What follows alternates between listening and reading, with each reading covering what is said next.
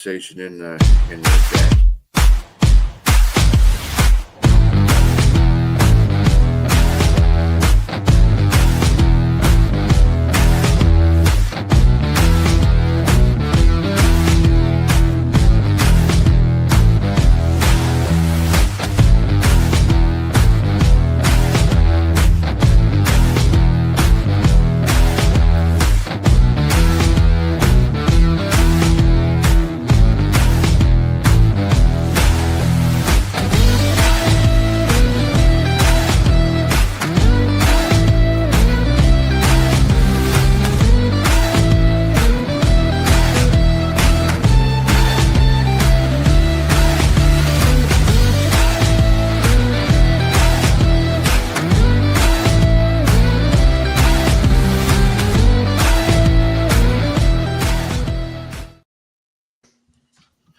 Good morning and welcome to the Big Football Show. It is Sunday, the 21st. I keep looking at the calendar. I'm bad. We had some great college games going on. Welcome again to the show. It's Jack Hirsch with me, with Keith Engel, James Martin, and of course me, BA. College football is getting pretty good here. Clemson. What's wrong with Clemson, everybody? They can't win for lose. One of the biggest, and again, they're not the only problem, but one of the biggest problems they have is Cade Klubnik is one of the most overrated. We'll talk about Arch Manning, who hasn't had hardly any chance to play, and maybe we'll talk about him later. But Cade Klubnik is a third-year starter. He looks like a guy who's never played before. He's terrible, and that's big Clemson's biggest problem. And the fact that, Dabo is going to have to finally admit his way doesn't work. Building guys in a roster for several years and playing veterans. This was supposed to be the year that he proved that he didn't need the portal, and it's not going to happen. Well, will this speedy up them getting rid of him, or you think his job is safe for a while, or what do you think's going on? As we were talking about earlier, and Jack was talking about, I would say the same thing. I don't think he's going to lose his job. First of all, he's been very successful, as he's very happy to point out himself, obviously. But it'll cost him a lot to get rid of him. And, that history means something. He's been one of the most successful coaches in college football for the last decade plus, and you don't just dump that. But they're going to have to sit down and say, you're going to have to adapt and make some changes. As much as I hate some of the landscape in college football, if you don't play on the same level as everybody else, talk about NIL and transfer portal, then you're not going to be successful. And he is the perfect test case for that. I think the problem is the expectations were high at Clemson.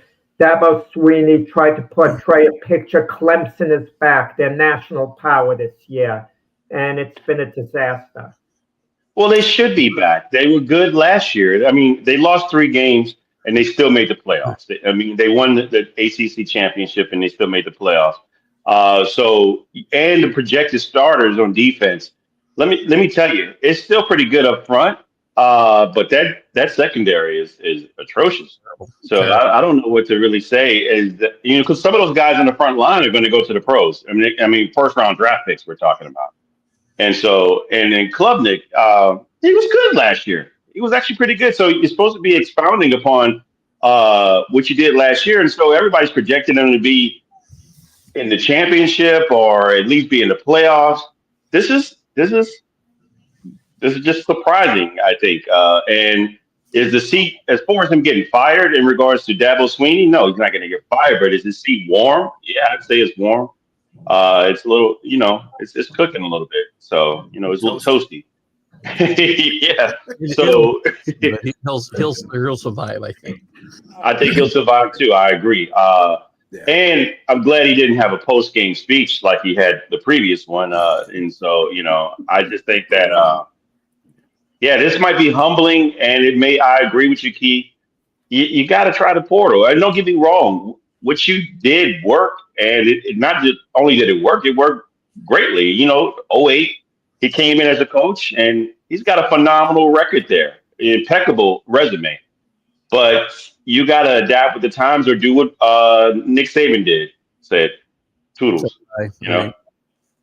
He said he's too young for that. So right. I don't think it's a coincidence that their struggles, again, they've had some pretty good years. We talk about struggles, right? He's only not won 10 games one time in his whole, 16 years, whatever he's been there.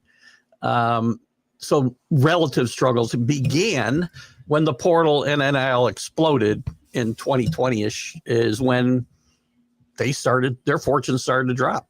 And he's got to recognize his way doesn't work anymore. And by the way, a sad note out there, Steve Angeli, who was playing really well for Syracuse, blows out his Achilles yesterday, and he's done for that's probably his career. I think he's a senior. He transferred in from Notre Dame. He was playing really good football, especially yesterday. And no non-contact, just running with the football, and that happens. Keith, there's an old saying that's in regards to Dabo Swinney not utilizing the transfer portal. Pride comes before the fall. 100%. Ranked. That was very well. That's pretty classy for this show, I think, isn't it? Jeez, I usually leave that stuff for Jack. I'll have enough to say later. In ranked fights this weekend, ranked football, number 17 Texas just kind of destroyed number 16 Utah, Texas Tech, that is, 34-10. Pretty good. Texas Tech defense is really good. Yeah, they're playing at a very high level. Second. Right we heard now. Utah. They're sneaky good. We heard all this talk about Utah maybe having the best offensive line in the nation, but even though they only allowed one sack, they seem to get overpowered. They did, and by the way, that may be the best or top 5 defensive line on the other side too. By the way, because they paid about $50 million for those guys. Right. But they were very good, and it was a defensive battle for most of the game, and Tech pulled away late. But Utah's offense was putrid yesterday, and a lot of it, as Jack said, was because of that line. Their quarterback did not impress me. Nobody impressed me on that offense yesterday. So, yeah, didn't Texas Tech's first-string quarterback get hurt? He did, yeah. And then the guy that came in there just throwing bombs. Yeah. So that's good. They got 2 viable quarterbacks in that team. Number 11, Oklahoma outlasted number 22, Auburn. That was a pretty good game as well. I told you Auburn ain't no joke, but Oklahoma is another one of those sneaky good teams. They got to run the ball better, though. The only one that can run the ball is their quarterback, and they need a running game eventually to win in the SEC. But this is a good win for them. Bad for Auburn. I mean, 10 sacks and I think 6 or 7 procedure penalties on the offensive line. Just you can't at bad times.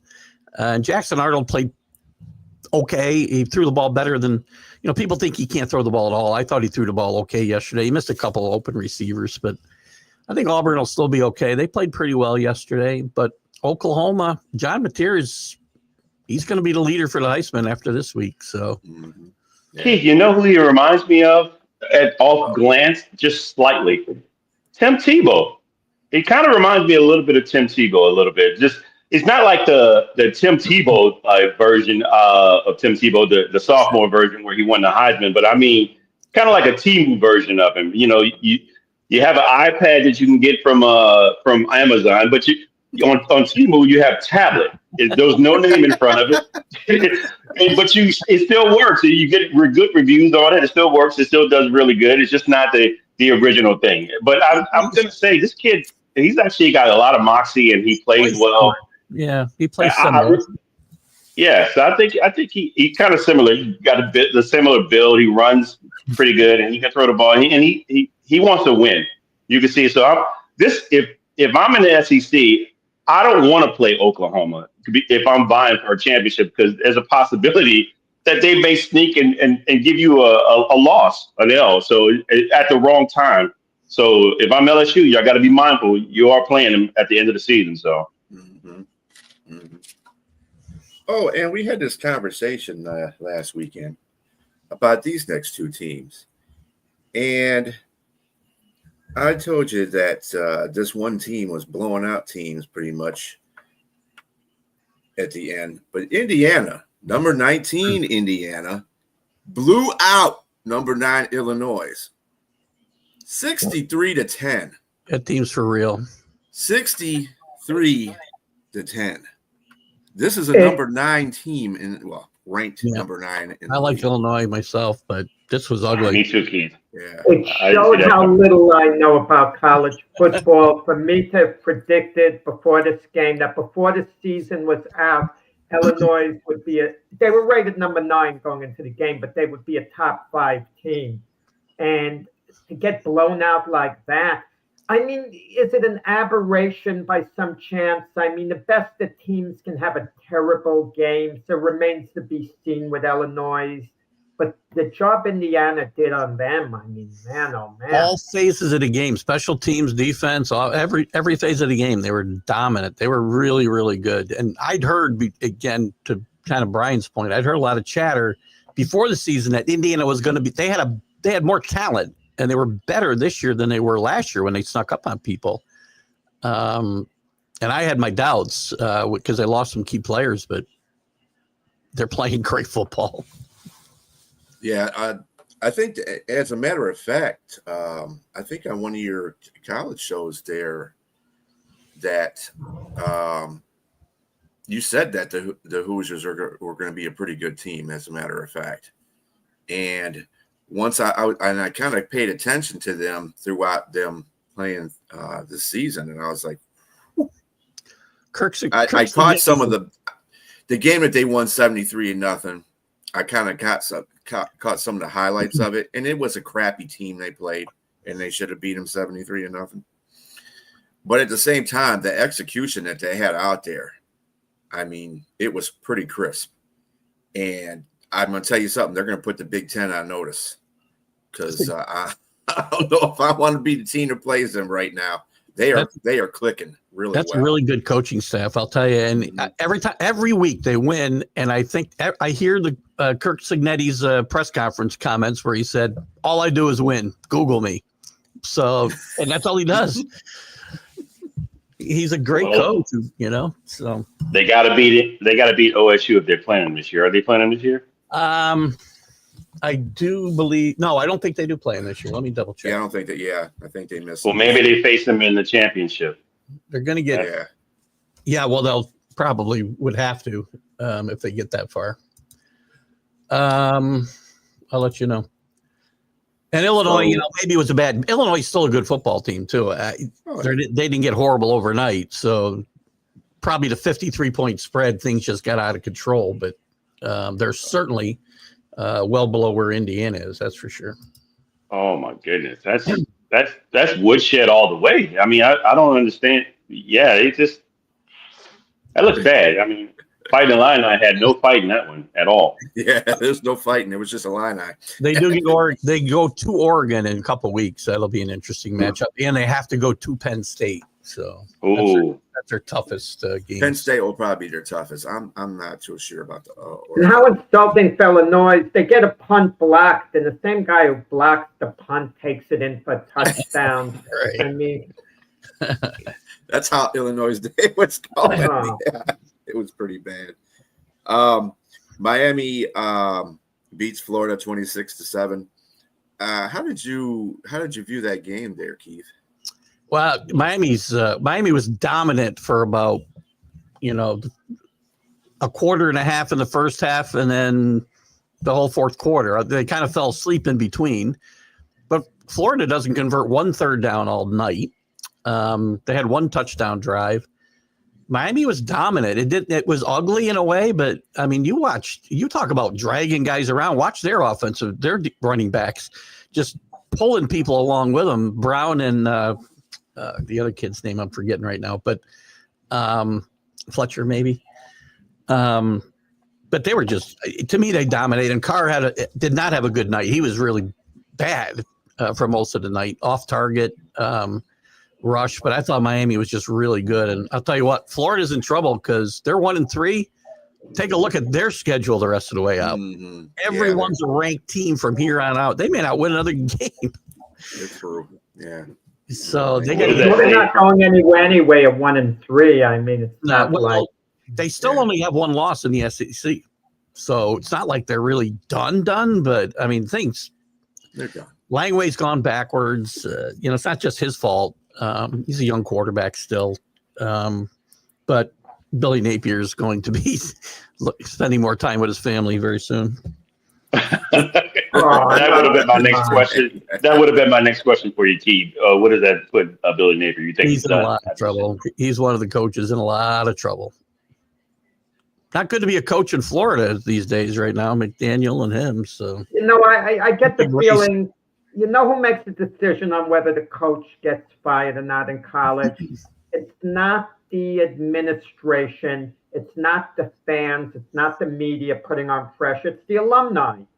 They make the decision with, I think, their donations and, sponsorship, etc. And they wanted him out since about the time he got hired. So he's been on a hot seat for 3 years.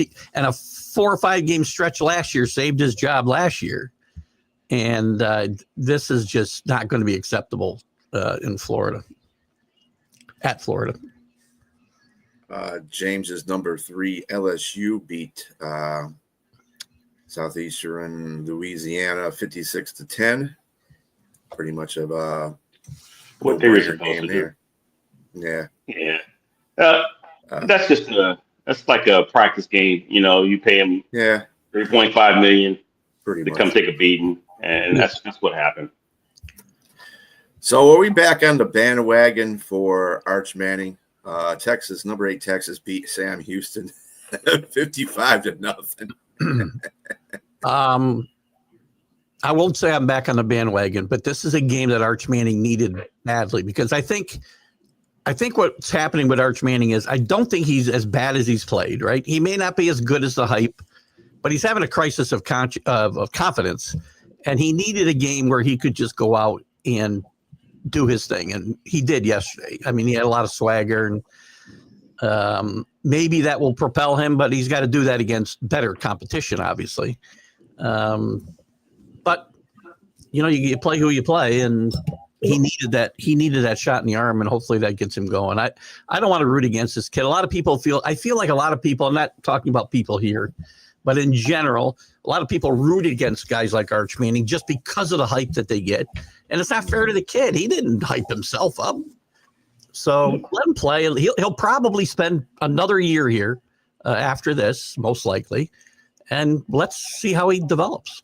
Well, he made himself a little bit into a villain yesterday after scoring a touchdown and wanting to play. And the official didn't even have the guts to throw a flag. They were intimidated by the Manning name. What was interesting about yesterday? He played an overmatched team in Sam Houston, so let's not get carried away with that. Yeah. But the opening game against Ohio State, they didn't set up plays for Arch Manning to use his legs against Ohio State, but against an overmatched team, they let him use his legs because they so badly wanted him to have success, not to keep him in the pocket.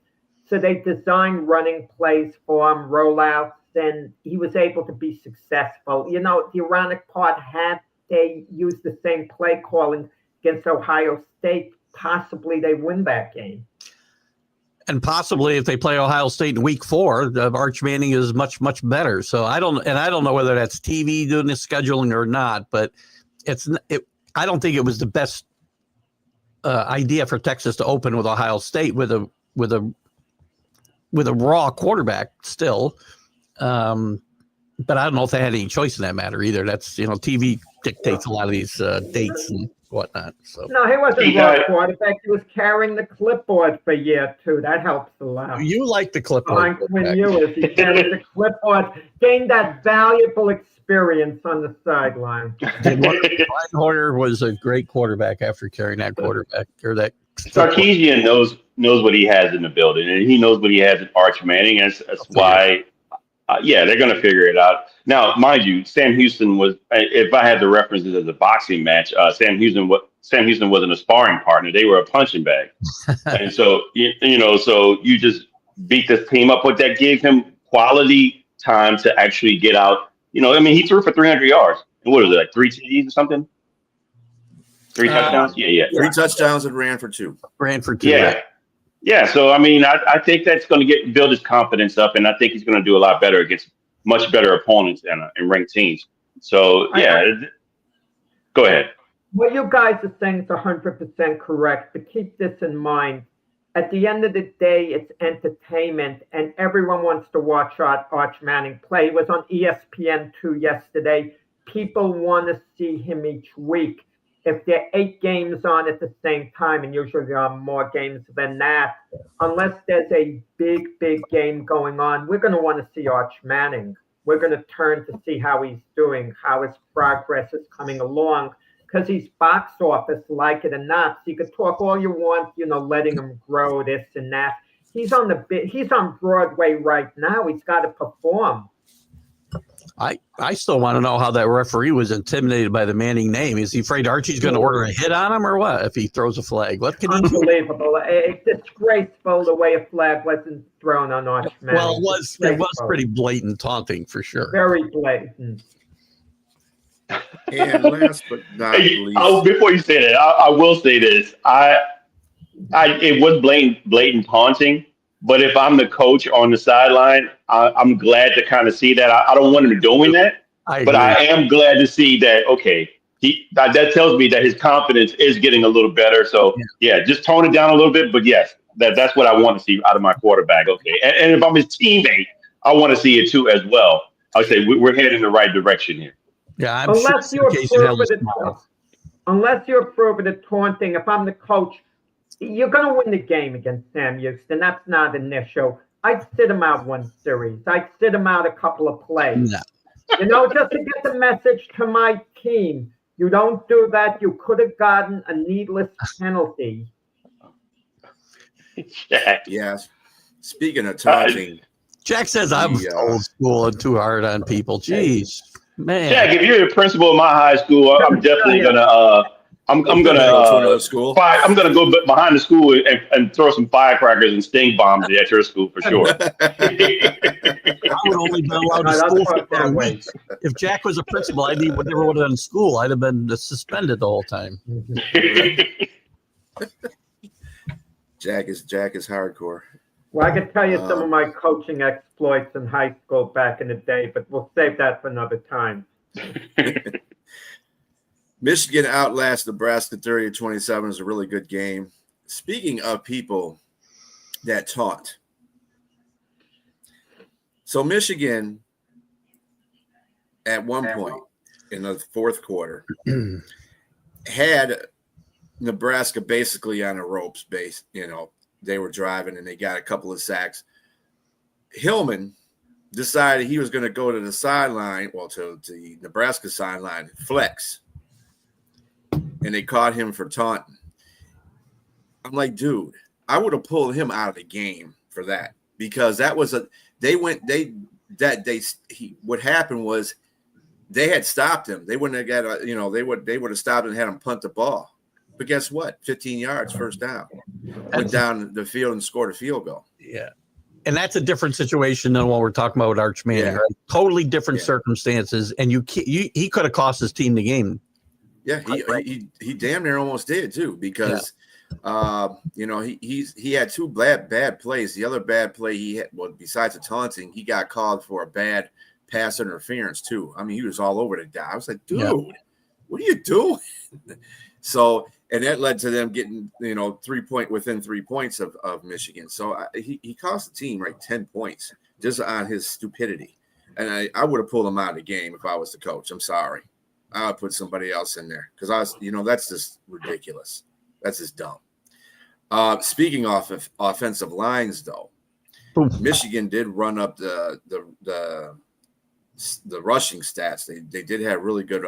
It'd be 300 yards, wasn't it? Yeah, and that was. I'm gonna tell you something. My opinion on Michigan is they're playing kind of vanilla offense right now. And if it wasn't for the fact that offensive line is really good at blocking, because at least 3 of those long runs, the running back never got touched coming out the backfield. Never got touched. Yeah. That offensive line was moving people. So, I mean, because Haynes is not a good in between the tackle runner. He's not that tough. That'd be Marshall, his backup, but he's not. He's a good outside running back. He's a good outside running back. He can run to the outside really well because he's fast, obviously. But if you make some holes for him, dude's gone. And he had a couple between the one guard that pulled and hit his guy and knocked out the safety. I was like, wow, that was really a good offensive line. Their offensive line is great. Their defensive line showed out. I think they had like 4 or 5 sacks in that game.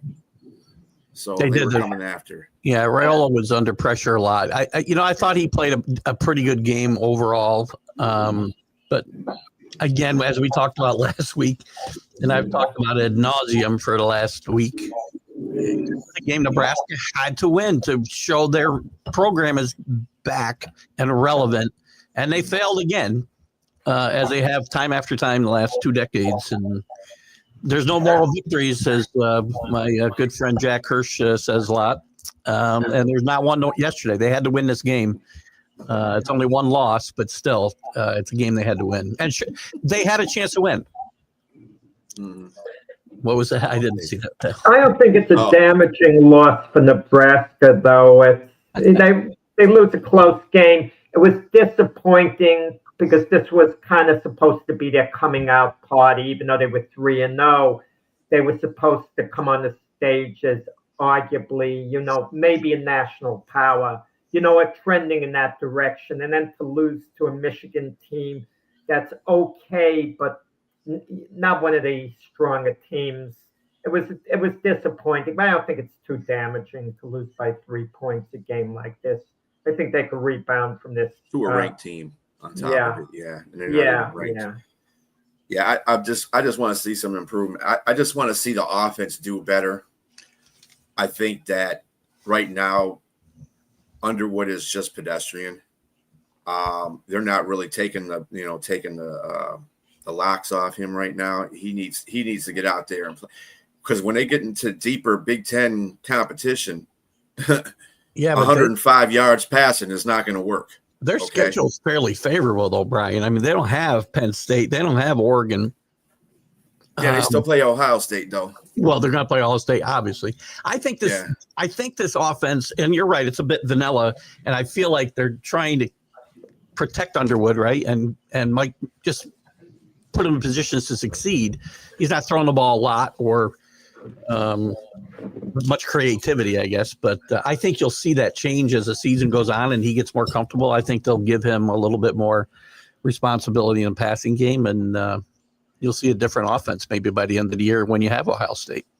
See, I feel, though, when you do that to a quarterback, especially such a young quarterback like he is, early in the season against teams that are basically, Michigan should be taken care of. Now, he did do well against CMU. Yeah. Because it's CMU. But, I mean, they did really need to do better getting him acclimated to teams that are tougher. Nebraska and Oklahoma were 2 teams he needed to come out. He needed to throw. He needed to make decisions on the run. Not just, okay, we're going to hand the ball off to this dude, or we're going to hand the ball off to that dude, and maybe you can run. Maybe we get you doing some quarterback runs. So he did have a nice little 44-yard run for a touchdown earlier in the game. But I don't want to see. I want to see his arm. His arm needs to get acclimated to the competition. He needs to know how to make decisions on a run. He needs to know how to do all that stuff. I don't like them when they place put the brakes on him. That's just it's not going to be good. I'm going to have to agree with Keith on that, though, Brian. I'm just going to have to agree with Keith on that. I think most of it is just him being a true freshman and protecting him and making sure that they put him in the best position to succeed right now. And he was the number 1 dual threat quarterback coming out of high school in the nation. So you got to utilize what's best for him right now. It looks like his legs are probably better than his arm. Not saying he's not a good passer, but just you got to utilize his strengths right now and then allow him to grow. He's a great athlete. He's a tremendous athlete for sure. And I think he's going to be really, really good. when they do take the training wheels off him. All right. Well, that'll be it for the college. We're going to run into our Well, NFL. aren't you going to mention North Carolina too with their, No, you're going to mention North Carolina, Jack. Remember, we're not see? talking about Bill Belichick no more. The best thing about Bill Belichick on the sideline is that he had a pair of Jordans on. And so and that's unfortunate because Jordan's the winner. And right now he's not winning. So I mean, and not against good teams at least. I mean, and it looks pretty bad. I don't know what to say about that. Except that this was kind of expected. Did he have his girlfriend on the sideline too? And they took a picture of him having a little kiss with her and stuff. Yeah. Just think of it. He came to North Carolina, and the excitement was he was going to put that program on the map. They were going to create a buzz. Not that North Carolina was unknown before. And we weren't even going to mention his name. Fifth, week of the season and fifth game. They're creating a buzz, all right, Jack. It's just in the bars later on after the game. I mean, that's the only buzz that you need to get your head bad after watching this Notre Dame, good point. Notre Dame come back. They finally, won a game. Maybe this is the start of reeling off 8-9 in a row. They are. I wasn't thinking they were going to lose that game to Purdue anyway. This team's going to win out, and they'll be in the playoff. Yeah.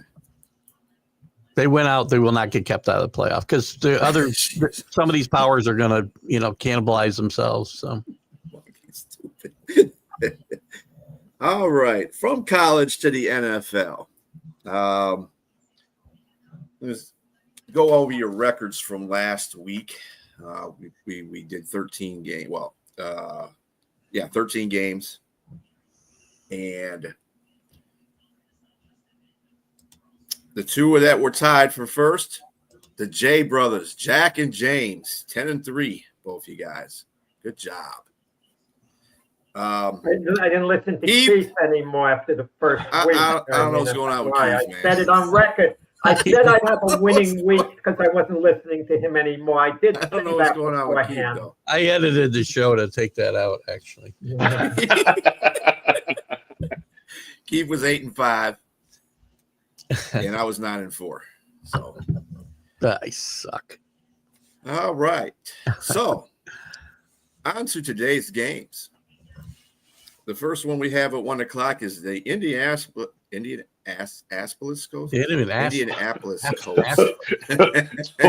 What? And the Tennessee Titans at 1 p.m. Indianapolis is a 4.5-point favorite. Who do you got, Jack?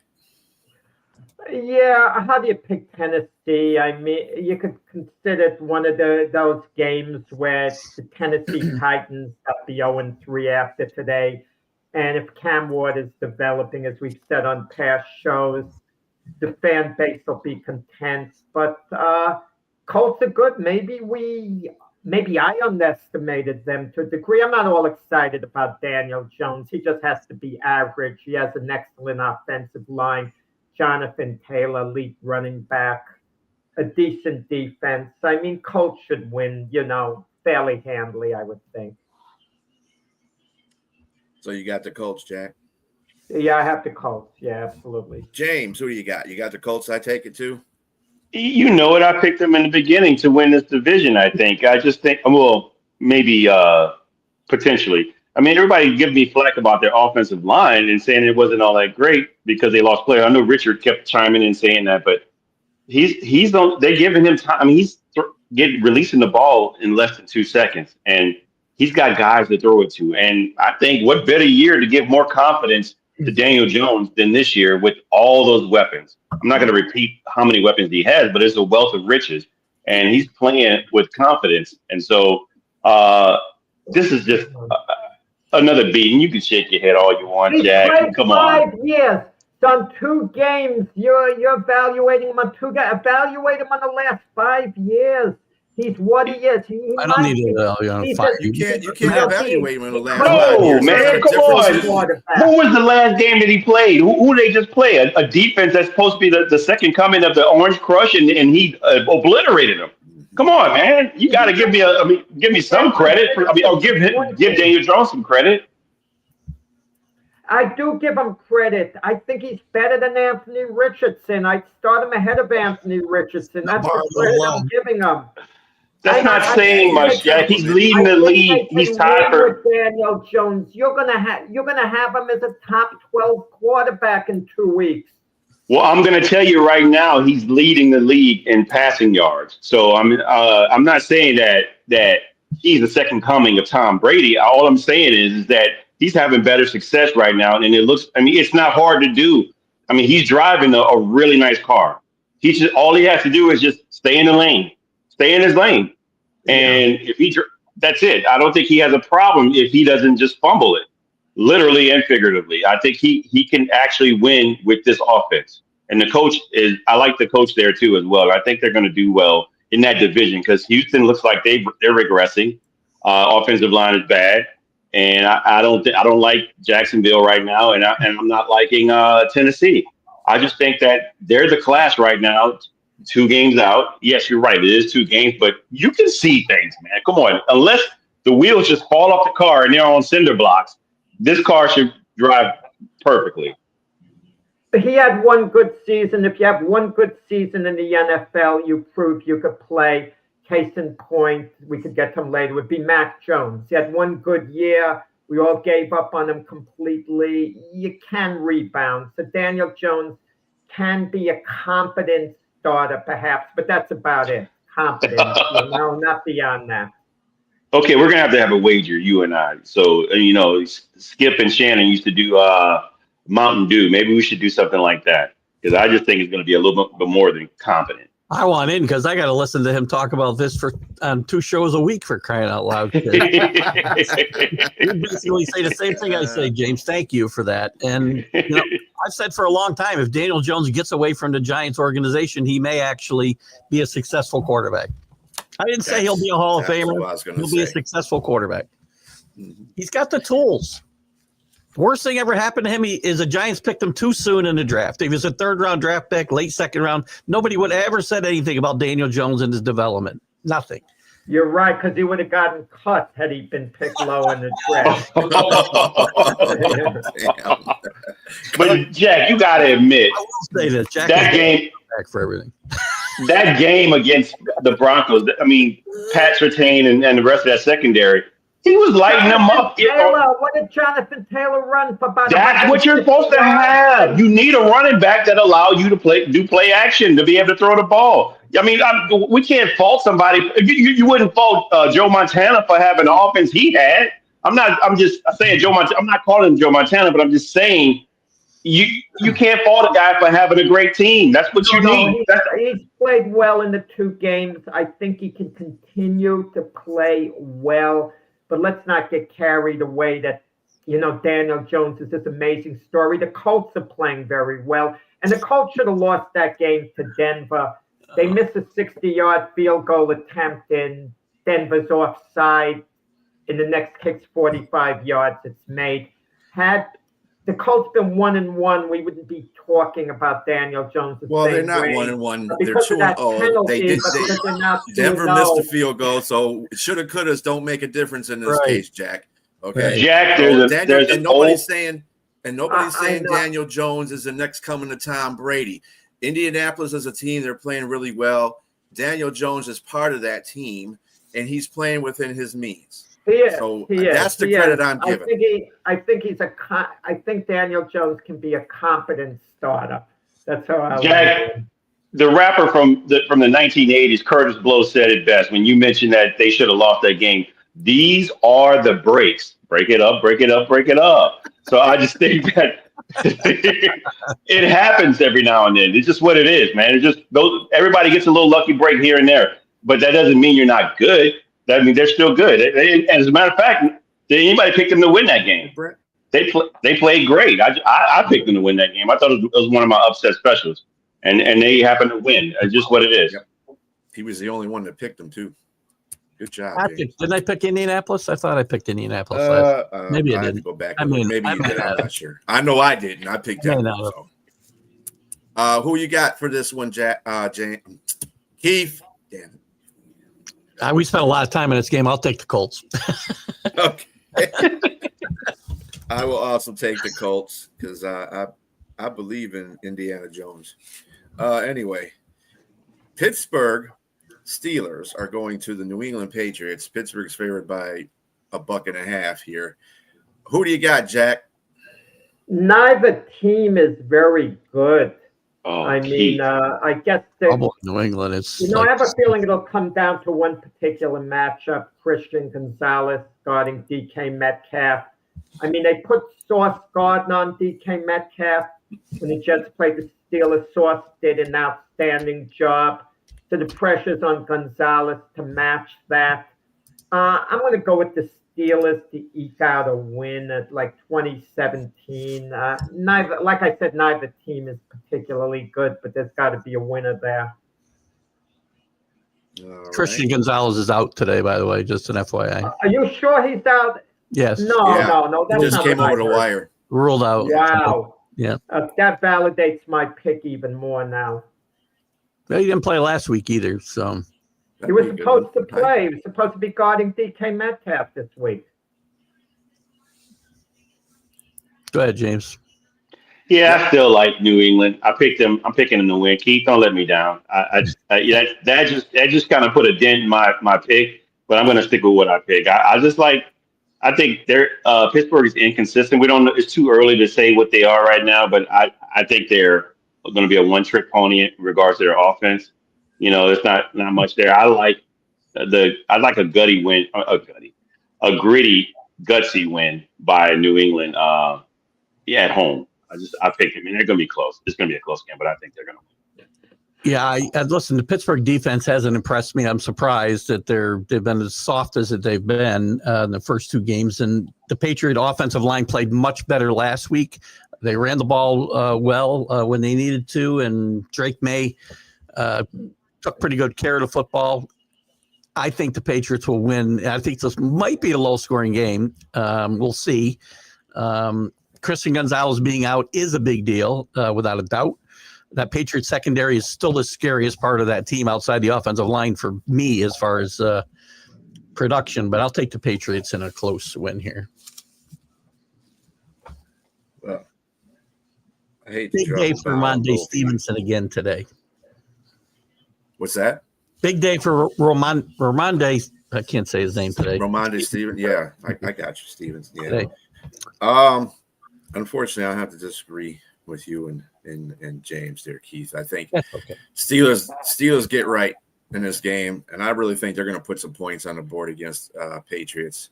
And they're playing away from home, and it seems that's when they do pretty well when they're playing away from home. So far, the two games, but I think the Steelers are due for a game that's going to be a breakout game for them. So I'm picking the Steelers. Room for New England. There you go. Okay. Next game is Jack's New York Jets going against the Tampa Bay Buccaneers, who Jack said was going to be in a Super Bowl this year. Jack, who do you got? I'll tell you, I mean, the Jets are going to play a strong game today. Are they going to win? No, but we're going to hear the Jets are so close to turning the corner, and then we'll hear 3-4 years from now how close they are to turning the corner as well. The team seems to be talking up Tyrod Taylor. You wonder is there anything underlying going on there? I know they're committed to Justin Fields being the quarterback, and Tyrod Taylor's been around forever. But you get the feeling the players have a little more confidence in Tyrod Taylor. And we hear Quentin Williams talking about the Jets are going to show up this week because they didn't really show up against Buffalo.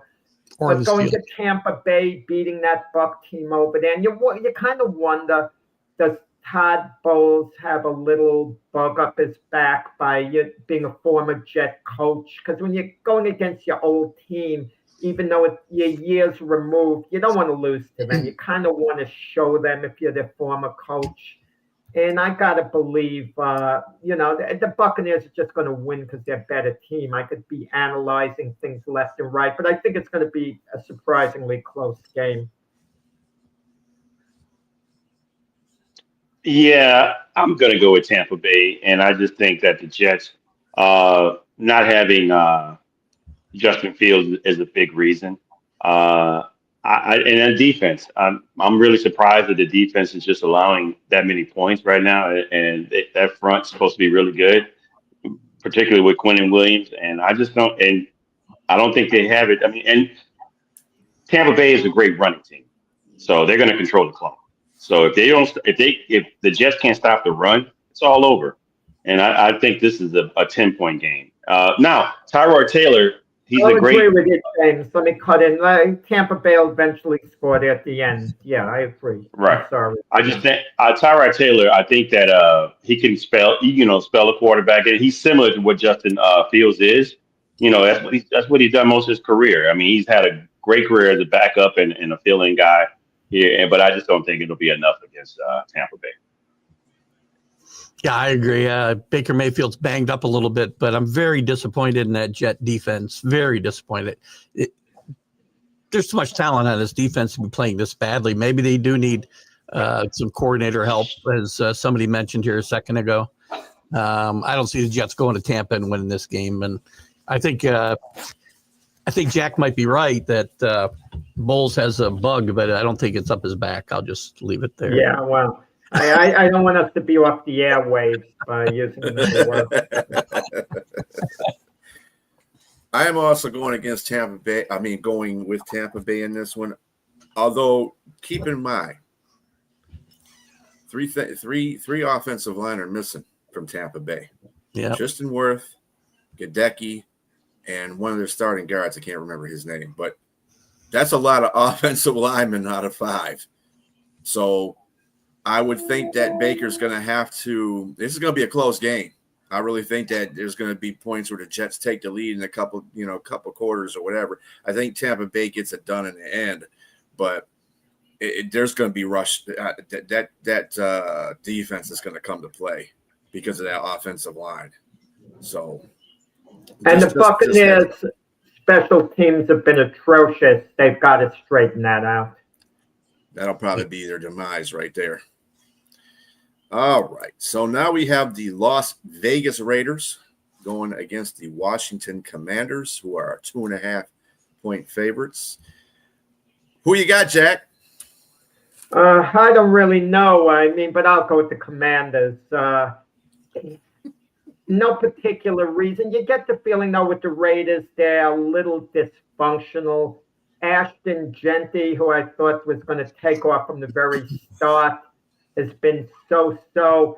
Geno Smith throws 3 interceptions this last game. Pete Carroll is trying to kind of defend him at the post-game press conference. Well, Geno knows he's not supposed to do this or that. I want him to say Geno just messed up. He could say knows he messed up, but this is terrible. This is unacceptable. And if the Commanders don't win this game, if they can't beat the Raiders, I mean, it's early in the season, 3rd game, you kind of wonder whether they're going to mount a serious challenge to the Eagles in the NFC East. But I would think the Commanders, would have enough. But I want Jaden Daniels what he hasn't shown us the first 2 games is how he was last year. I kind of want him to get that mojo back. won't be today. James, who you got? Yeah, I'm going to go with Washington. I just think that I contemplated picking the Raiders because Jaden Daniels is a big key figure of this offense, but Marietta. This is my Atlanta. It's Mariota? It's Mariota, yes, for sure. Mariota is he's the backup, and he threw for 400 plus yards and 4 TDs while spelling for Jaden Daniels at the end of the last season. And so I think, why not continue that process and continue to show that he can be a capable backup and at home win against an unfortunate. I agree with you, Jack. What a disappointment that Ashton Genty has been. I'm not saying it's his fault. Maybe it's his offensive line.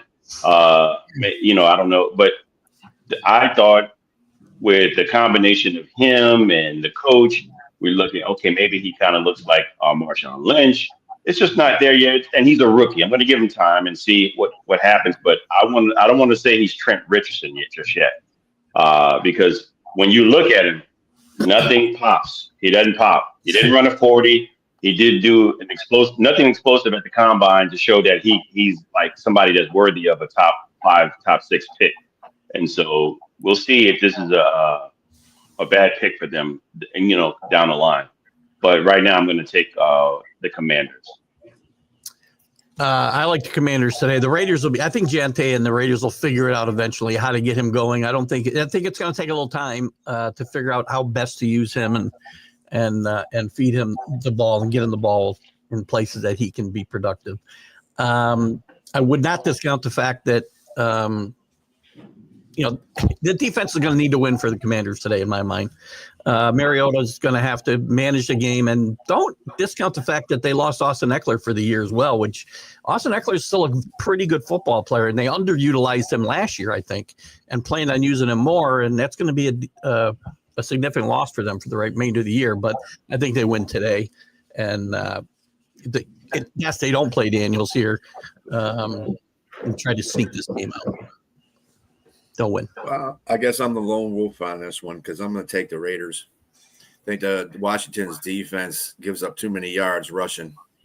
They got a bad rush defense right now, which is something that's plagued them for a long time. The last season too. I don't trust. James can trust Mariota. I don't trust Mariota. So how does Mariota without Austin Eckler out there. Daniels is He's out. playing. He's out. Daniels is out. When did they make that call that Daniels was out? Oh This my week. God, Jack! This week. Thursday. Wednesday or Thursday. You've been asleep since Wednesday? Injury Yeah, I don't know report, why. Jack. You got to get on the injury I report, normally man. don't miss things like that. I heard of the story Rip Van Winkle, but you're pushing it, man. Commanders will win anyway. I mean, it wouldn't matter. I mean, maybe I just brushed it off because I'm not high on the Raiders. You gotta love Jack. That's it. All right, we got the LA Rams at the Philadelphia Eagles. Eagles are favored by 3.5. This is a rematch of the playoff game last year. Who you got, Jack? It's hard not to pick the Eagles, even though it's tempting to pick the Rams. To the Rams might be looking at it as a little bit of a revenge game, losing to the Eagles in the playoffs, a game where they had the ball on the final possession and actually could have, pulled the game out at the end. You get the feeling with the Eagles, there might be a little softness this year. They're going to keep winning. They're the type of team that looks so talented. They can keep winning on talent. But it's how do you go against the Philadelphia Eagles in a game like this? It's tempting as you are to want to pull the chain on an upset. You got to go with the Eagles to find a way to win the game in Philadelphia. Yeah, I wouldn't be surprised of an upset with Los Angeles because you got pretty much marquee teams. You got marquee coaches. You got excellent talent on both sides, and I like both quarterbacks here. I like the running backs, offensive line on both sides. It's just going to be a tight game. I think what the difference is, if there would be an upset here, like one of the first people that chimed in, it would be the Devontae Adams. I think he's a mismatch for some of the cornerbacks, and so that could be an upset. But I like them to control the ball and run it.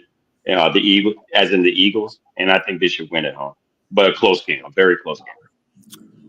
I think a close game as well. I think the Eagles being at home is the difference for me.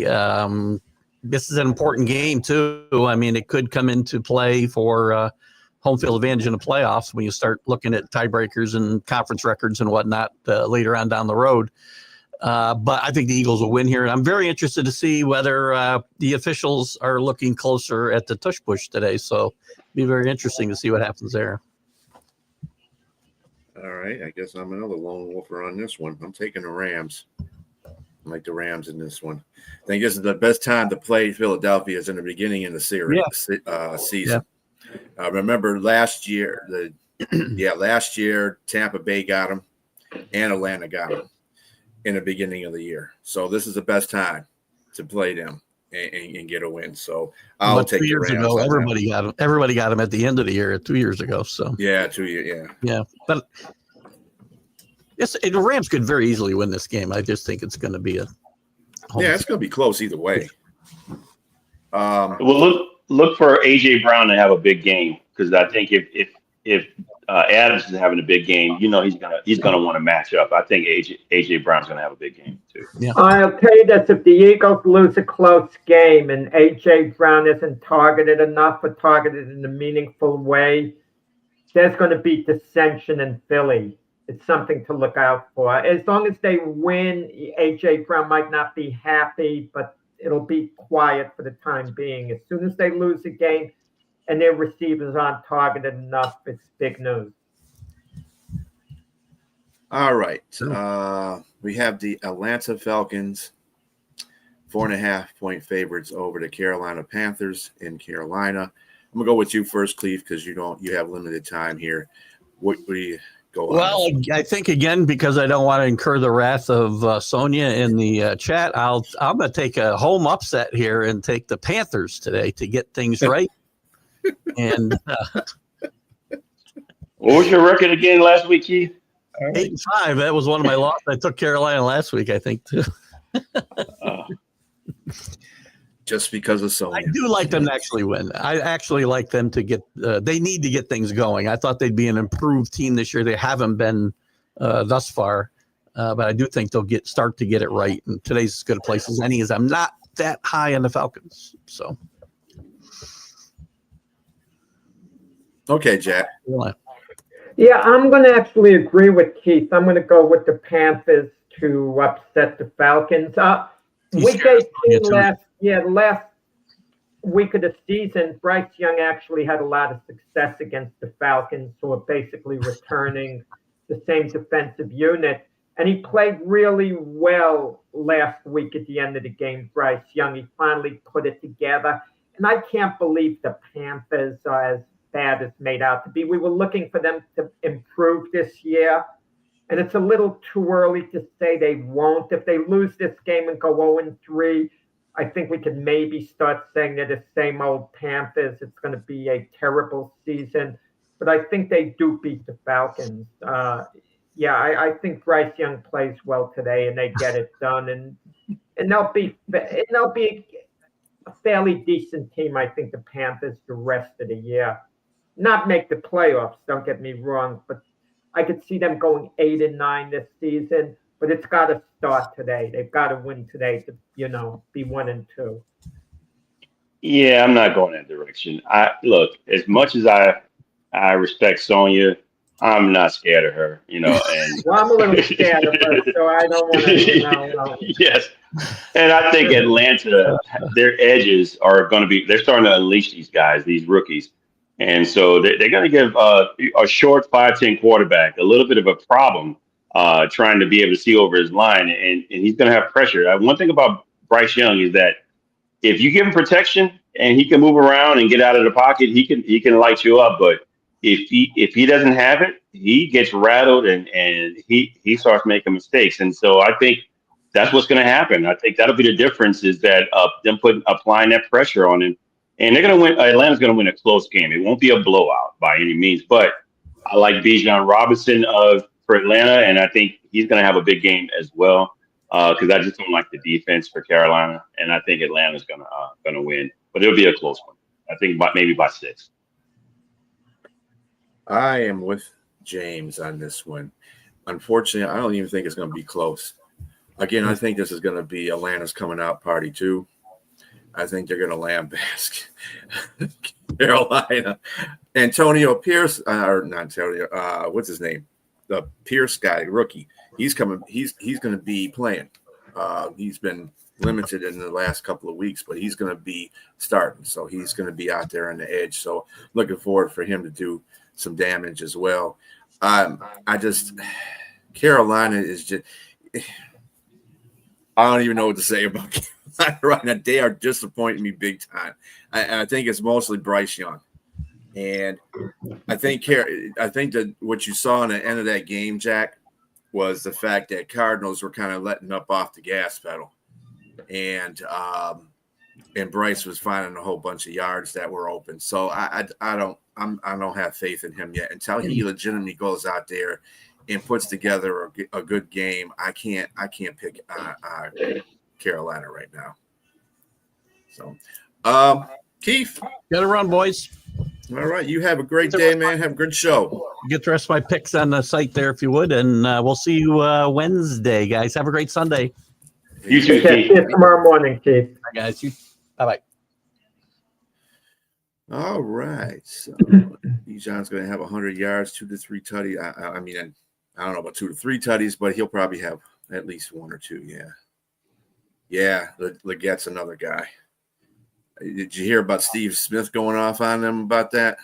Oh. Well, he went up on the fans. He didn't go up on Legette, though. Yeah.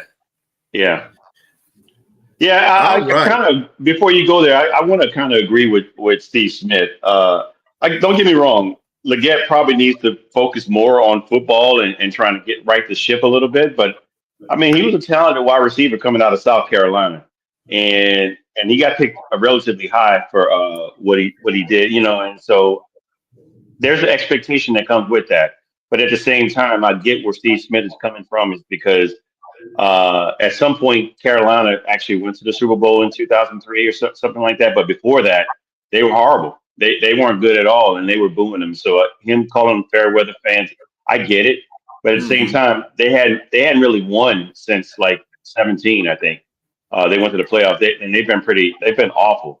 So Legette needs to step up a little bit as a player and help your quarterback out. But I just don't. He doesn't pop as well on the field. Like I mentioned, Ashton Genty. This is his second year, and he's doing a lot of things outside of the game that's garnering more attention than him getting attention from DBs on the field. So I just think that he needs to step up a little bit and play better. I think players in general, the big names, have to play well on a consistent basis. I hate the stats that are thrown at you. When the Giants drafted Kevin Thibodeau, number 5 overall, I didn't think it was a good pick. I didn't like it.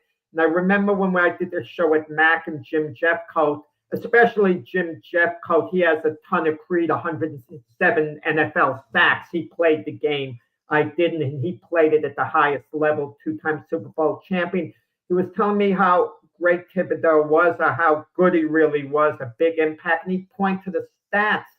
Yeah, he would play really well 2 games, then not show up for 4 games. And he's even that type of player now. If you look at the Giant defensive front, you're talking about Abdul Carter, you're talking about Burns, you're talking about Dexter Lawrence, and Thibodeau's the 4th wheel. And he was projected to be a major star, not just an okay player, but in flashes, he'll look great.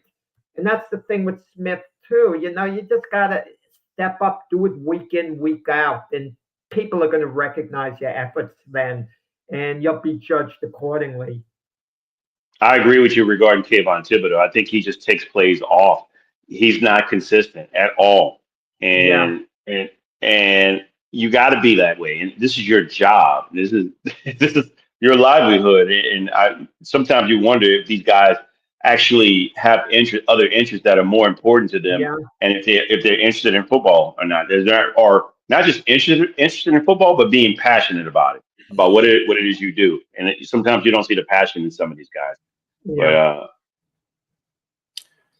So our next game is going to be the battle of the backup quarterbacks, Cincinnati Bengals at Minnesota.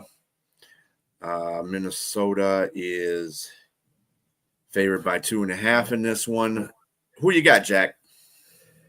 Yeah, I mean, you got to go with Cincinnati. I know they're playing at Minnesota. Carson Wentz is getting his opportunity. This is Carson Wentz's audition to be a starter again in the NFL. If you have any hope of being a starter, that's why you go to teams like Minnesota, to go behind a rookie like J.J. McCarthy in case he's not in the lineup and McCarthy's hurt again. Wentz is given this opportunity. But I just think Cincinnati, even with Joe Burrow out, I don't think they're going to have the full effect of losing Joe Burrow. I think it hurts if they make the playoffs. This is where Burrow has the biggest impact. They've won with their backup quarterback before, and they certainly have the weapons, with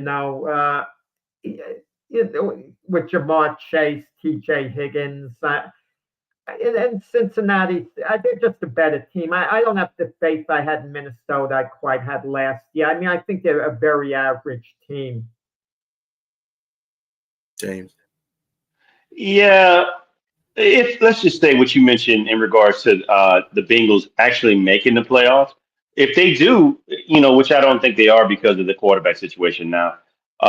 If they do make the playoffs, there's a possibility or a chance that Burrow can come back because he's only out for 3 months potentially. He may be back sooner than that. Yeah. It depends on how things go with this after post surgery.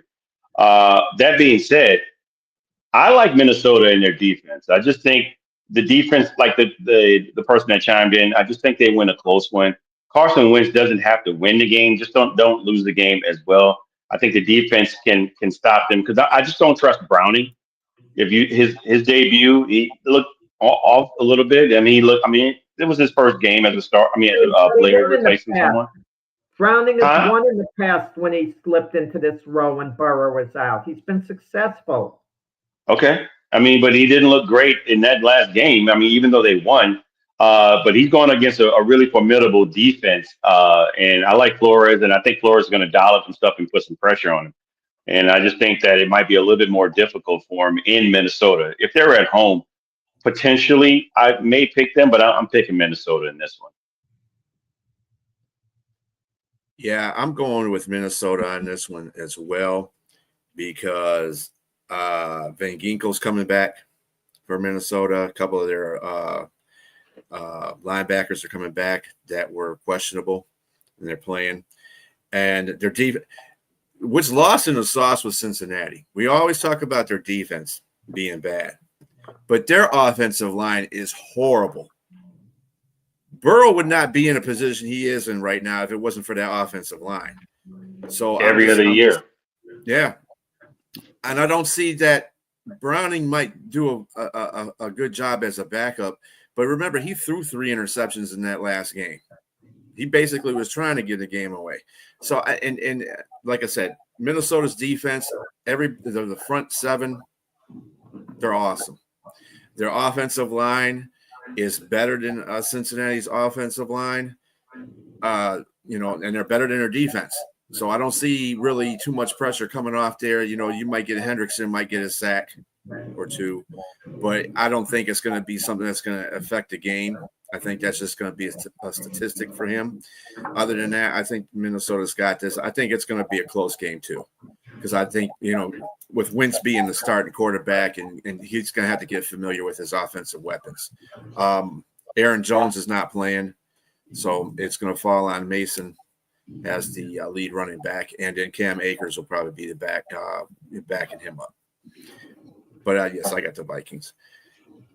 Next game, Houston Texans at the Jacksonville Jaguars.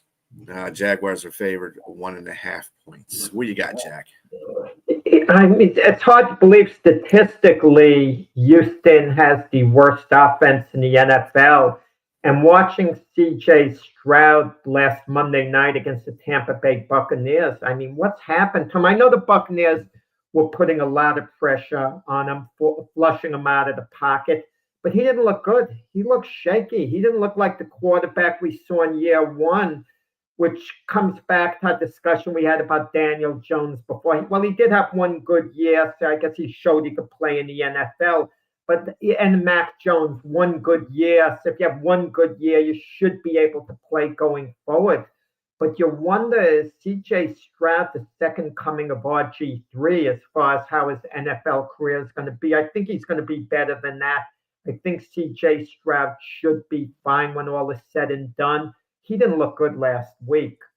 But Houston's how the defense, they allowed the Buccaneers to march down the field for the final touchdown. They were tired at the end of the game.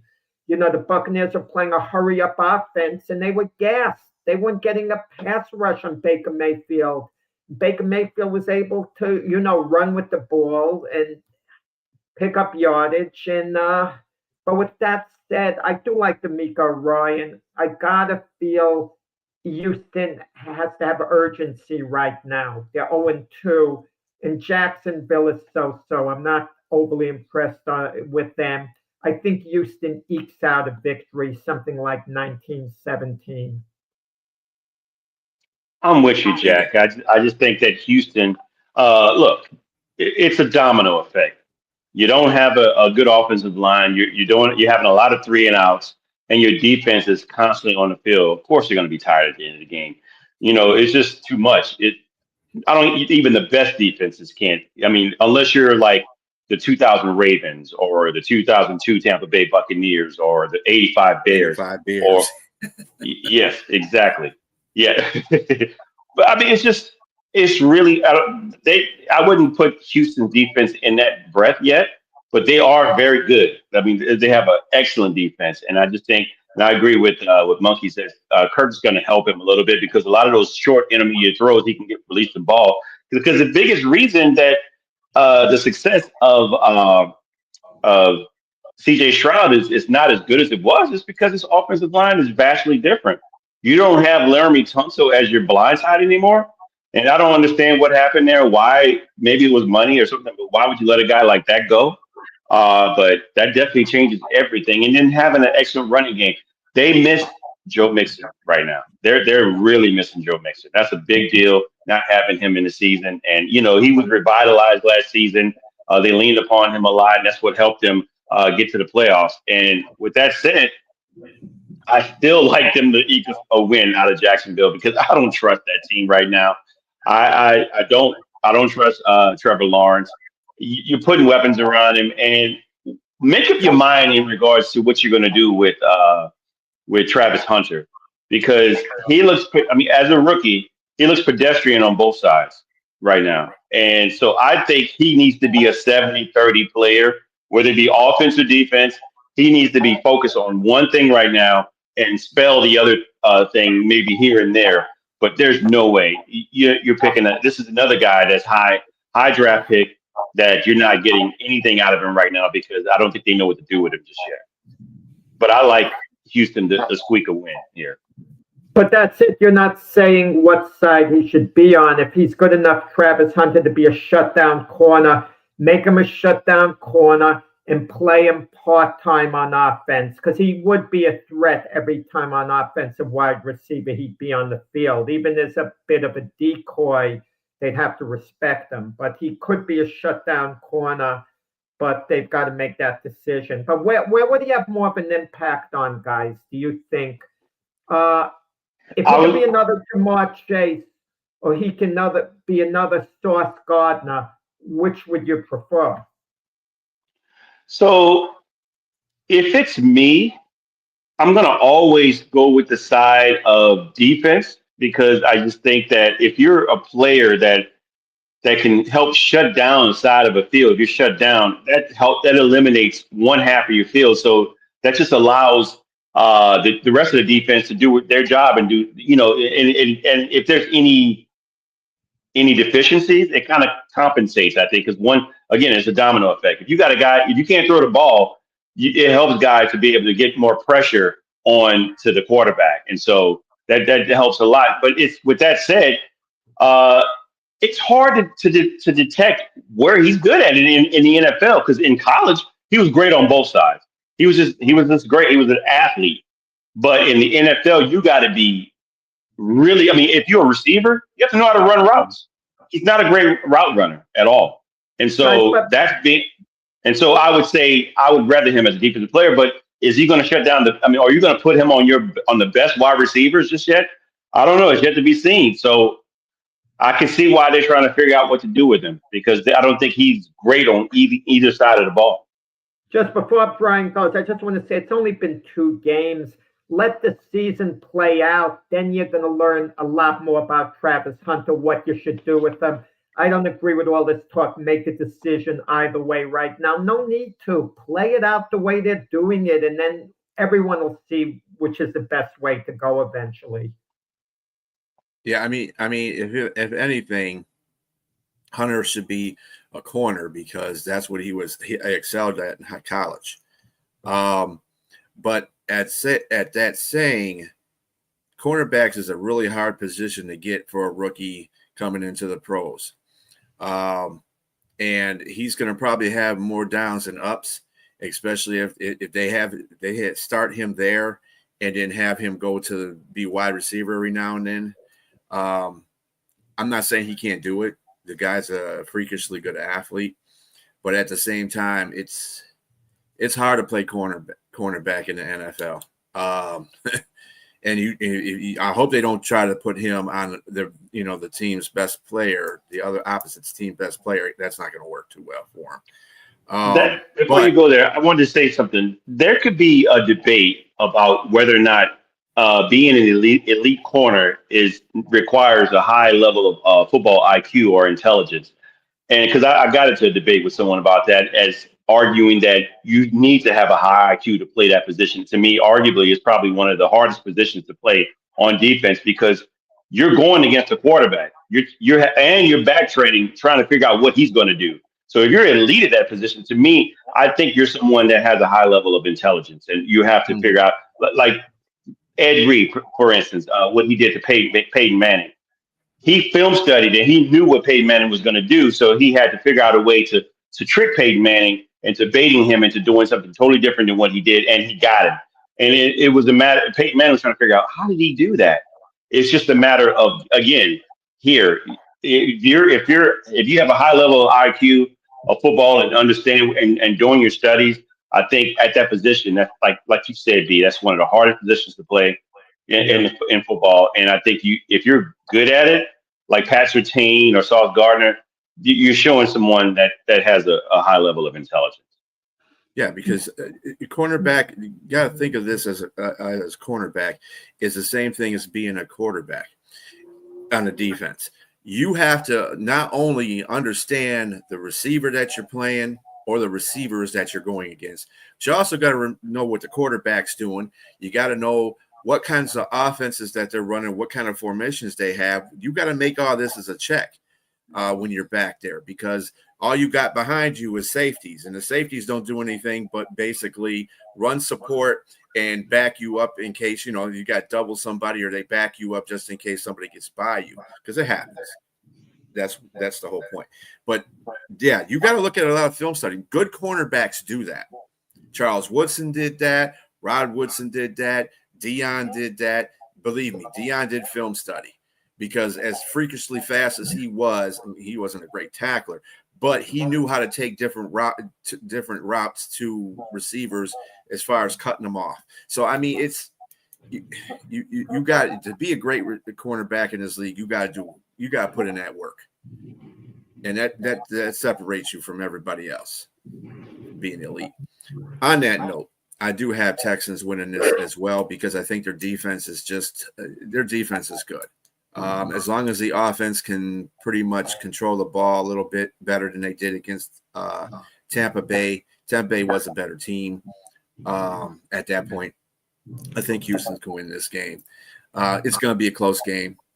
I think 3 to 7 points should be fine. Okay.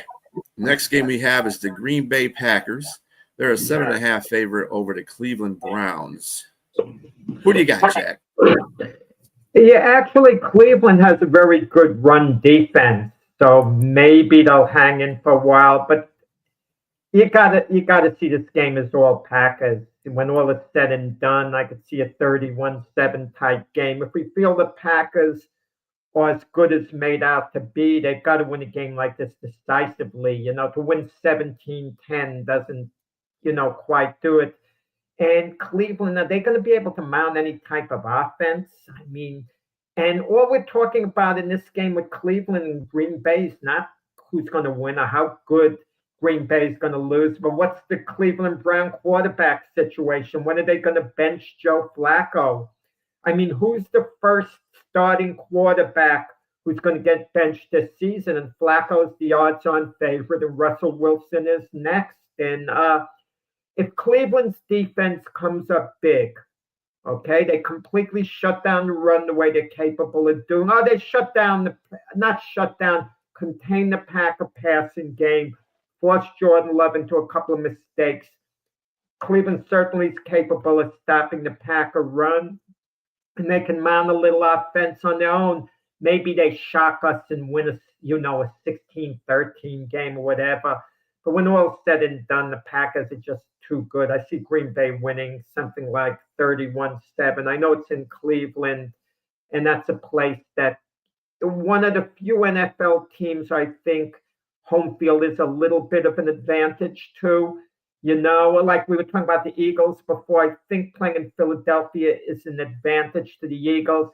I think home field advantage is overrated for the most part in the NFL because half the times the visitors win. So don't tell me like Houston or Jacksonville, there's no big home field advantage. It maybe means a little bit, but that's about it. But Green Bay should win this one easily. Oh, yeah, Parsons teeing off on Joe Flacco. Interesting.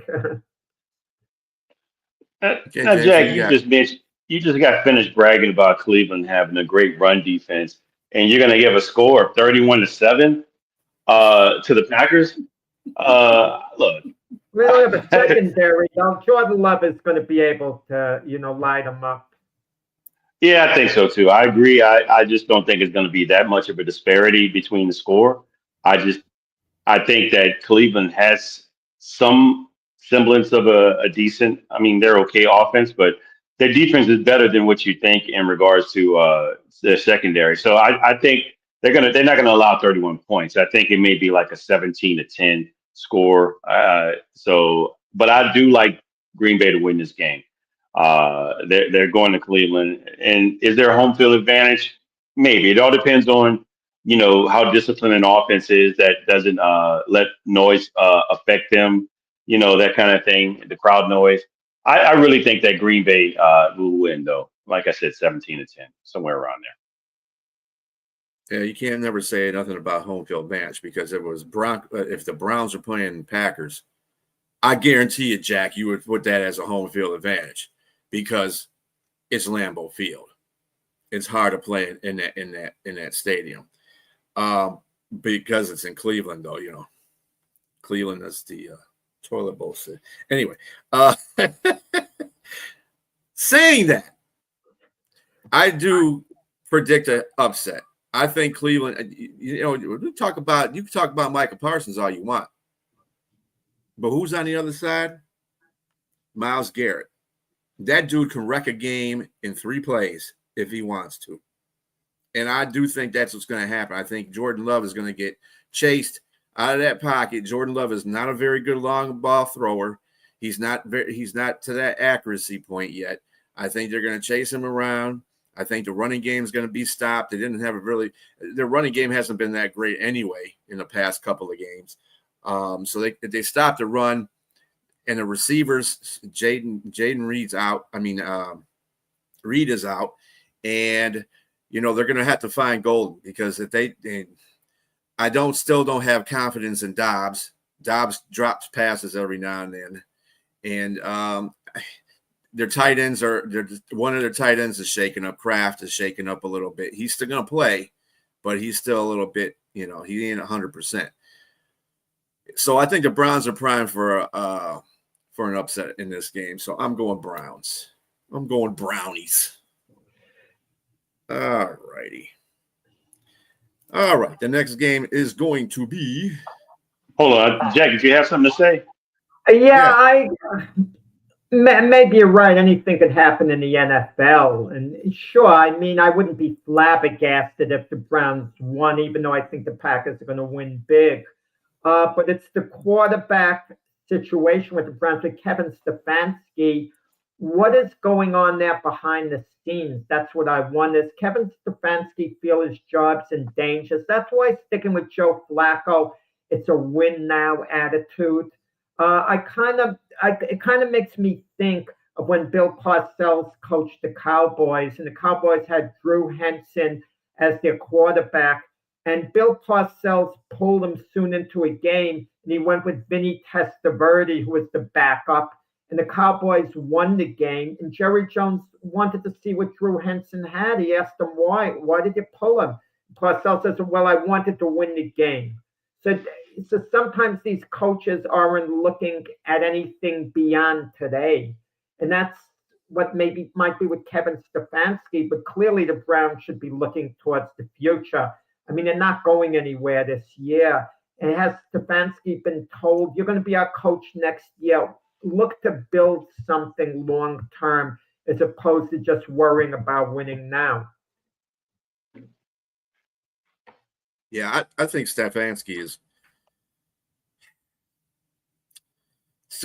pissed me off because they gave him the coach of the year when actually it should have been given to Dan Campbell that particular year. I just I didn't like that. I didn't think he deserved that, to tell you the truth. You know, because he took 5 quarterbacks during the year and he made it in the playoff. Man, shut up. Dan Campbell basically got a team turned all the way around. I didn't like that whole pick. Now, Dan Campbell's just charismatic because he talked about breaking kneecaps and all that. So everyone got psyched in Detroit. Biting kneecaps, not breaking. Oh, okay. Anyway, whatever. Stefanski, yeah, he should be on a hot seat this year. I just think that a lot of things. I mean, having to say that getting rid of Baker was probably one of his worst moves right there. And usually that gets a lot of coaches fired. Wait. Let's stop for one moment. And I'm curious what James has to say about this. At that time, Deshaun Watson was one of the best quarterbacks in football at that time. None of us could have foreseen what was going to happen to Deshaun Watson, both on and off the field. The injuries, the personal issues, the way everything, well, the personal issues were there before. That's why they were able to get him. But it even got worse. And Baker Mayfield was with Cleveland for 4 years. He had 2 good years and 2 so-so years. So when you get a chance to get a Deshaun Watson, a top 5 quarterback who's still young, I mean, you kind of go for it if you can overlook the personal issues. Yeah, I'm going to have to agree with you on that, Jack. I just think no one could have predicted that Deshaun Watson would be this bad or whatever it is, or what was going on off the field would be going on and would probably affect the way he's playing as well. And he hasn't bounced back. And then on top of that, the Achilles injury was just like the icing on the cake, unfortunately, or the straw that broke the camel's Achilles, not the back. I just think that Baker Mayfield, he wasn't doing good when he exited the building. I mean, he wasn't good at that point. And so I think, and then of course he went to a couple of teams, but he bounced back, and so it is what it is. And to me, Baker Mayfield, he kind of reminds me of, or who reminds me of Baker Mayfield is the third string quarterback that they have in the building. Short stature quarterback that can throw great intermediate throws and can run. What's the kid's name? The rookie out of Oregon? Dylan Gabriel. Gabriel, yeah. Kind of reminds me of him. And so, Mayfield, you mean Gabriel reminds you of Mayfield? Yeah, I switched it around. Absolutely. April, yeah. Yes. So, I mean, I like Stefanski. I think he's a good coach. I don't like the situation with Shedeur Sanders, but I don't blame the coach for that. And so I just think that he's playing for his job. He's playing for his job, and he's like Brian Daboll. You got to play the guy that you have the respect for as a veteran, and you want them to win. Because if you're already on the hot seat, you're not going to trust it into a rookie, and so or especially a third round rookie. So I'm definitely going to play Flacco and hopefully for the best, in that situation until you have to make a necessary change if need be. I wish we were able to dig up the tape with Shador Sanders before the draft. I was saying to James, he's going to be there at number 9 when the Saints pick in the first round. He'll be available. And James said, oh, no, he's not going to be available. But we both thought if he was available initially, yeah, the Saints were going to grab him at number 9, and they'd be all giddy and happy about it at that time. Who could have forecasted till the 5th round? I mean, are we missing something? Is this another like Brady Quinn type thing or whatever? I don't know. Well, Brady Quinn was taken in the first round, wasn't he? Brady Quinn was in where did he go? He was in the draft room and he had to leave because he wasn't being picked. You sure? Yeah, I don't think was Brady. I think was he? No, Malik Willis was in that. Oh no, wait. I'm thinking we had Malik Willis was a different draft. No, what's the guy? What's his name? For the Raiders. Well, he definitely was a first round pick, 22 overall. Yeah, exactly. No, the Raiders. Geno Smith definitely was out of West Virginia. Was projected to go in the first round, and he had to wait till the next day. And the kid out of Kentucky. Second Geno went in the second round. Yeah, that was right. That's what I'm saying. Yeah. Yeah, but he was at the place and he had to wait and go into his hotel room and come back. His stock was dropping a little bit. It wasn't a shock with Geno Smith. It wasn't like he was expected. Early on in the process, he was expected to be drafted high. By the time the draft came along, it was questionable where he might go. Same thing with Malik Willis.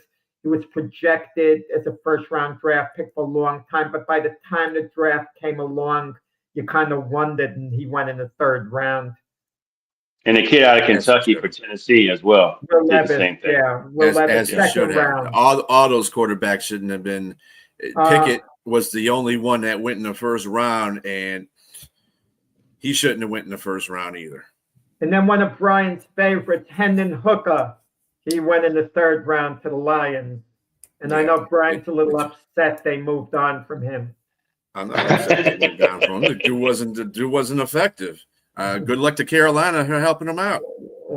Anyway, the next game we got is the Broncos at the Chargers. Chargers are favored by 2.5. Who you got, Jack? Man, oh man. I mean, 2 great coaches there butting heads. Harbaugh and Payton there. Something tells me, I know how much Denver's going to want this game the way they blew the game to Indianapolis last week.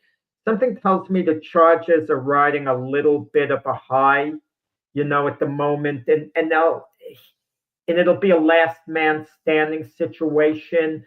We're going to see in this game whether or not Jim Harbaugh revitalized Justin Herbert at quarterback, whether Justin Herbert has now joined the elite quarterbacks again, because Denver's defense is showing up this game.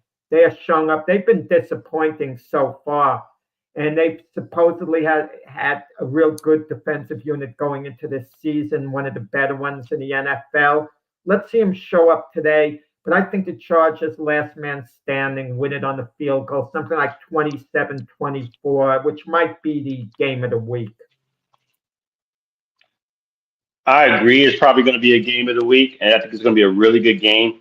But I like the Chargers to win this game. I think the Orange Crush 2.0 got exposed a little bit with their run defense, with Jonathan Taylor, lambasting them with 160 plus yards. Don't sleep on Jim Harbaugh and running the ball and controlling the clock. And in Najee Harris and Omari Hampton, I think they're probably going to get 100 yards plus total combined, at least. Out of those 2 running backs. And the resurgence of Justin Herbert is not only a resurgence for him, it's also a resurgence for a guy that was on his way out as a first-round bust in Quentin Johnson. And so I think they look good, and I like what they're doing on that side of the ball. And and Keenan Allen, yes, Keenan Allen is back home. He's the 3rd down king, moving the chains again, and red zone touchdown master. I just think that the Chargers are the team to beat. They're the team to beat until otherwise, the in that same division, no team is better than them right now. I think that, and there's only 2 games in, like you said, Jack. It's an opportunity for teams to bounce back. But on paper and how they look optically, they look like they're ready to go. And I just like the history of what Jim Harbaugh has done with teams. I just think he's putting them in already in prime position to be contenders with that team. I mean, they're still missing some players in different areas of the ball on both sides of the ball, and they look great. They Well, look they're great. contenders, but let's say hypothetically the playoffs started today. Just make believe. Chargers might actually be the favorite if it started today. Right. I agree. I think they win by maybe a touchdown here. Yeah, I share that sentiment, James. I think the Chargers. You got to think about the offense of Broncos right now.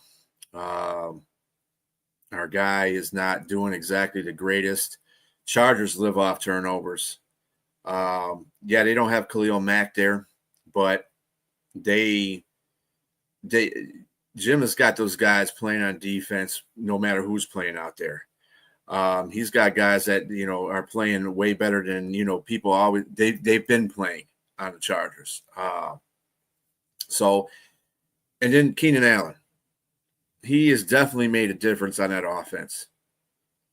I believe even without the running game, I think the passing game is just as potent for the Chargers right now. I just don't think that the Broncos are stuck in a place right now. Then they might improve over the course of the season, but this is not one of the games they're going to improve on. I got the Chargers in this one, I think, by a touchdown as well. Okay, now we have James's New Orleans Saints taking on Seattle, or the Seahawks in Seattle, and Seattle's favored by 7.5. We'll go to James because this is his team. What do you got, James? I was just waiting on Jack to give me his usual Saints speech in regards to how ridiculously bad they are, and how they're gonna bring out the brown paper bags and start selling them to everybody in the nation, that everybody should be wearing the bags when the Saints play. So I think I think the Saints are not great. They're not good, but they're not bad either.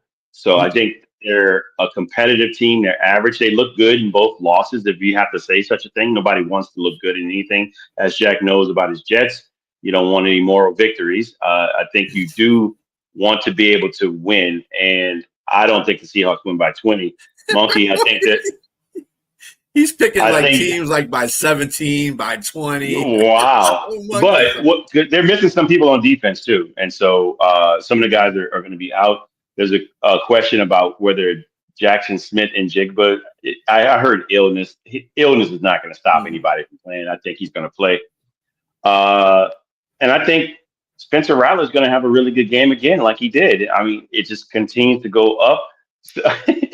10, maybe. I think it might be by 10. But I'm going to pick Seattle in this game. I just think it might be the 12th man might be, even though Jack says there's no home field advantage anymore. I still like the Seattle Seahawks. That's one of the best stadiums to play in for a home field. And I think Seattle wins maybe by 7 or 10. What you got, Jack? Yeah, I mean, we keep talking about how Spencer Rattler's improving, coming along. Isn't he like 0-8 as a starter? Let me say this. He's not.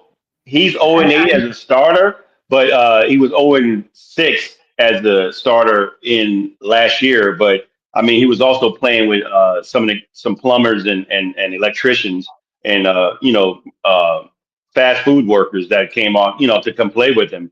So there's nobody that were there that was the actual starter. So now he's got guys that are playing. He looks a lot better, and he actually popped last year. Even with those games, it's just you can only do so much with what this team was. Now, with that said, I think he's improving, and there's a potential that they might get a win out of this. I just don't know for sure if it's going to happen. But I am picking. I'm not going to get burned by them. I'm picking. Yeah. Exactly. I'm just gonna pick Seattle right now. So yeah, but he is doing a lot better, Jack. Saints are going to win a couple of games before the year's out. We just got to figure out which games they're going to win. They're not going to go 0-17. And certainly Seattle is a beatable team. Seattle's not very good themselves, but they do have better personnel than the Saints. And you think Seattle should win at home. It should be a competitive game. But if the Saints can win this game, go to Seattle and win, maybe they've kind of turned the corner. They're not going to be a playoff team. I don't know where you get James thinking they were going to go 9-8 this year. That was being a bit over optimistic. They win today's game, maybe they surprise us and win 6-7 games. I don't think so, but I think you summed it up well. I don't think there's anything I can really add to what you said. Seattle should win a workmanlike type game over the Saints. I don't see them blowing the Saints out. If the Saints should be competitive, which isn't a bad thing in itself, and I'm not talking about moral victories, there are none, but it's very important for teams with a losing record this year to be competitive in their games, because that shows they might be ready to take the next step next year. But if they're not competitive, then you get a problem. And I look for the Saints to, lose something like 23-10, but hang in there. We'll see how. But if they lose like something like 36-10, that it'll bode poorly on them. But the Saints aren't much of a team. I'm sorry, James. It's just not much to look forward to this year. There it is. Except a high You're draft. waiting for that. Let's see who's coming out in the draft. Yeah. I'm picking Seattle too, but I still think this is going to be Seattle's one of those. I picked them to be at the bottom with the 49ers. Yeah, everybody's doing a different thing right now, but it's the beginning of the season. I still say Seattle's not a good enough team to win that division. Neither is the 49ers. That stuff's going to catch up to them. I don't think it's going to be this game, but at saying that, I do think New Orleans is going to make – I think New Orleans is going to be in all their games this year, to tell you the truth. They're going to hang on to these games. They're going to – I think if anything, if they get beat bad, it's going to be like a 10-point game. That's going to be something that's like a blowout to them right this year. But it doesn't – right. It's not a moral victory. The moral victories are not victories. So – but in saying that, I think it's going to be a close game, but Seattle's going to win just because they're at home and they got the 12th man riding. Saints are going to make it a good game, though. Brian, last Sunday, if the Saints were going to salvage their season, they played a decimated 49er team. That was their opportunity to get a win. And had they won, we'd be looking at a 1-1 team, and even I would take a little step back and say, okay, let's see what happens if they win today. All of a sudden, they're 2-1, and they're feeling like they could make something out of the year. But it's got to be their morale has to be a little down. That was the type of game last week they had to win if they were going to make anything out of this season at all. Yeah, James, you're not going to like me for this, but when I did pick them, I picked them against San Francisco, so I figured that was the opportune time for them to get a win, cheap as it may be, to get a win. And they lost that game. I was like, you know what? I am never picking the Saints again. No, it's fair. Totally fair. But let me say this. Both games against the Cardinals and the 49ers. Yeah. 49ers, don't get me wrong, they have their full defense. There's nobody that's decimated on that defense. So we played pretty well against a really good defense. They were decimated on offense. I think there lies in the problem. We have some issues in regards to our secondary. That things have got to fix there. It's young. The secondary is very young. We lost a starter that was the ball hawk in Blackman, to injury, and so he tore his labrum, and you're not quite. You're kind of shaky on that. So, but with that said, again. We were in position to try to get a touchdown and win the game. Same thing with the other game. So they're close. So I'm not knocking them, and I think they're on the cusp of winning some of those games. I think Lady Luck is going to go their way sometimes, but they're not going to go to the playoffs. We know that. But Jack, I think they have an opportunity to get 7 or 8 games. All Not right. one or two. We still have a few more games. So I think we spend more time on the Saints than any other talk show in America.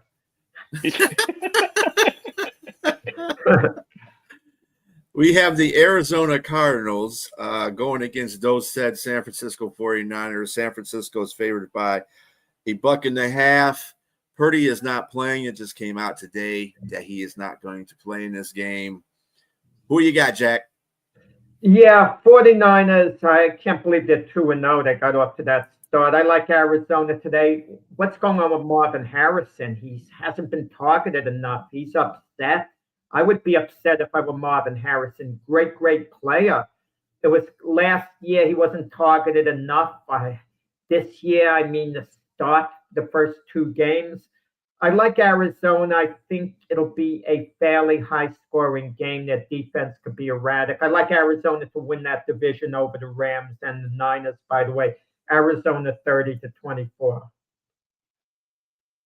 Yeah, Marvin Harrison should be upset because his game is not a game of separation. He's a 50-50 guy. I mean, when I saw him, what he did against Kool-Aid McKinstry, Kool-Aid was on him, but Murray threw a dime right in there, and he got the ball. He caught it on a big play. So you got to just get him the ball. I mean, he's not going to separate, but he's got those big arms, big hands. He's going to catch the ball. Just get it to him. I mean, that's just what it is. I mean, and you also have a tight end there. Obviously, he's relying on his tight end more, but I mean, I get it. The tight end is probably the one or two number. Yeah, he's number 1 and number 2 in the league. So, but you got to make your guys happy. Throw him the ball, man. He's a top 3 pick. Marvin Harrison Jr. I think he's a top 3 pick, number 3. Yeah. Get him the ball, throw it to him, and see what happens. I mean, and start, making sure this guy's numbers are up there. He worked out in the offseason. He's a lot bigger. No one wants to see their hard work just go by the wayside. I mean, throw him the ball, like Keyshawn Johnson said. Throw me the damn ball. But my pick, Arizona. Yeah. Sorry. I'm also picking Arizona. I think they're more of a complete team than the 49ers are at this point. I don't have any faith in the 49ers. How they got to be 2-0 is they had the luck of the football gods on them, I think, right now. Cardinals are just a better team right now. I think it can be better. On Marvin Harrison thing, though, I think he's probably not the best out of all the Ohio State receivers that have come out. I don't think he's the best one. I'll put it to you that way. But he's okay. Just throw the ball. Right. He's outstanding. I don't want to spend time on him because we got the other guy. Yeah. Marvin Harrison's a great player. Dallas Cowboys at the Chicago Bears. Dallas is favored by 1.5. Who you got, Jack? Chicago, if they're going to have a decent season the way I thought they do, it's got to start today. They can't afford to go down 0-3. It's like more the same. I know Dak Prescott is playing well. I got to believe the Bears eke out a victory today. Maybe, field goal at the end of the game, a 24-22 type game. I think the Lion game last week, they'll come back from it. It was really ugly. And I like Caleb Williams to play a good game to show up today and get it done. And I'm with you, Jack. I'm with you. We agree on this. If you're going to win and turn your season around, it's definitely going to be this game because offensively, you have all the weapons in the world for Caleb Williams to succeed. You have a great offensive mind in your coach, Ben Johnson, and you have a terrible secondary in Dallas. They gave up way too much to Russell Wilson. Russell cooked all over him. I think this is a coming out party for Caleb Williams to cook as well. That secondary with Trayvon Diggs was atrocious. So without him, I think he's out this game, isn't he? Who's that? Trayvon Diggs. I think he's the corner for Dallas. I think he's going to be out. Coming back. I don't know if he's out, but Bland is coming back. Okay. Well, I mean, Bland has been Bland ever since his long season. He has 6 picks, pick sixes. I don't think I think he's overrated. And I think that Dallas is still going to get exploited with the weapons that Chicago has at home in Soldier Field. I think they should win. Okay, well, and yes, you can say this all you want. It's an NFC North hate thing. But I got the Cowboys. Think about this. Cowboys got offense. They got Pickens. They got CeeDee Lamb. They got a pretty good running game. Their offensive line is starting to do pretty well, although it wasn't the case against the Giants, but they still held on. Dak Prescott's the quarterback. Okay? Caleb's been playing fine. It's not him that's the whole problem with the Bears right now. Their defense is suspect in some areas. They don't have Jalen Johnson, so their cornerback situation isn't good either. They're not disciplined. Too many penalties. Both games they played, they had way too many penalties. 20 penalties in 2 games. That's 10 a game. Come on. And they're still feeling their way around with Ben Johnson's offense. I just don't see Chicago righting the ship. I think Dallas goes in there and puts it on them too. They got a good offense just like the Lions do. Not as good as the Lions when they're at the top of the game, but they do have just as good a one. They probably put 35 up on them, and I see them winning that game. So Dallas over the Bears. All right. Then we got Kansas City in a Sunday night game. Kansas City, is this Sunday night? Yep, Sunday night game. Kansas City Chiefs at the New York Giants. Kansas City favored by 6.5. Can this be the game that turns Kansas City's season around, starting off at 0-2? By the way, both these teams are 0-2. What do you got, Jack? Yeah, I'm Kansas City's going to win this game. They're not losing to the Giants. Russell Wilson was great last week. I mean, I'm going to ignore what happened with the interception he threw in overtime. But he was absolutely outstanding. But was it because Russell Wilson had a little bit of a resurgence and was his old self, or was the Dallas secondary dreadful? We'll find out a little more this week. You know, Trent McDuffie, he anchors the secondary for the Chiefs. Great player. Chris Jones up front. I think the Chiefs defense is going to shut the Giant offense down, which isn't a surprise. I don't want to get carried away with what the Giants did last week with Russell Wilson. There's too much a body of work the last 3 or 4 years with him to suggest, that he's anything but a modern version of Russell Wilson, not his old self. And I know Patrick Mahomes is hurting a little, not having all his receivers. Xavier Worthy's out. Chiefs should win. It could be competitive, 23-13.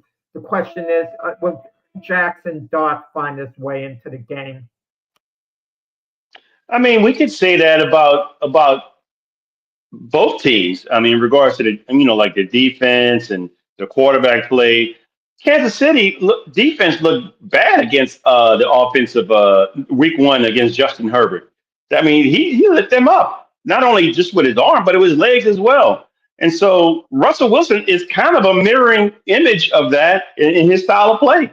So I like Russell Wilson in an upset here. I like the New York Giants to get their first win in this game. And I think Kansas City is going to fall to 0-3.